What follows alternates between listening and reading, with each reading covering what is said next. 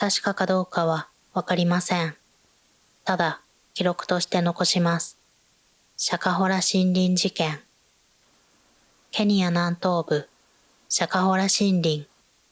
深い森の中に小さな集落が作られていた。そこに集まった人々は、もうすぐこの世界が終わると信じていた。教団を率いていたのは一人の男。かつてはタクシー運転手だったと言われている。派手な人物ではなかった。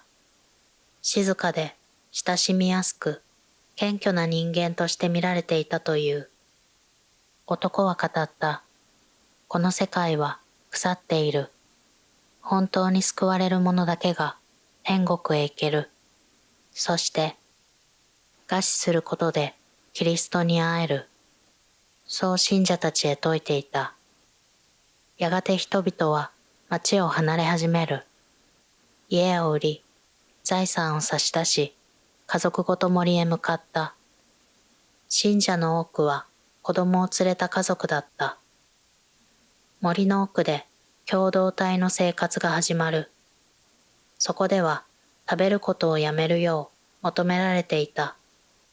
天国へ行くために、救われるために、世界の終わりが来る前に神のもとへたどり着くために。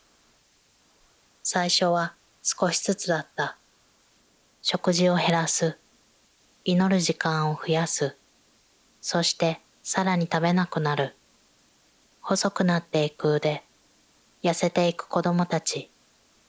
それでも人々は祈り続けた。拒んだ者には暴力が振るわれていたという話もある。逃げないよう縛られていた者もいたという。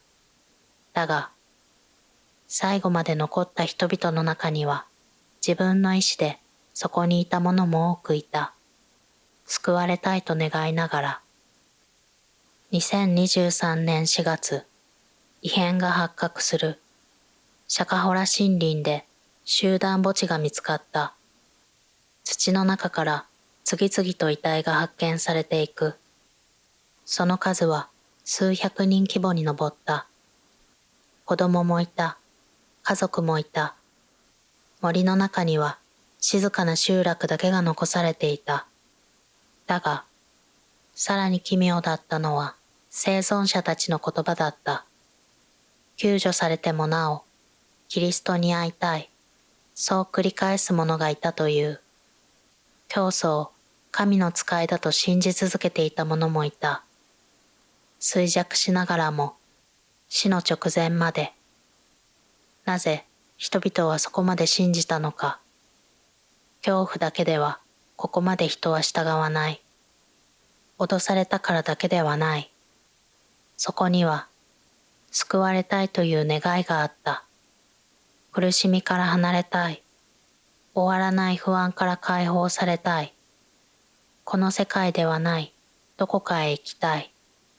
そう願ったとき、人は自分から歩き出してしまうことがある。シャカホラ森林事件。森の奥で起きていたのは、ただの集団死ではなかったのかもしれない。それは、救われたいと願った人々が最後にたどり着いた場所だったのかもしれない。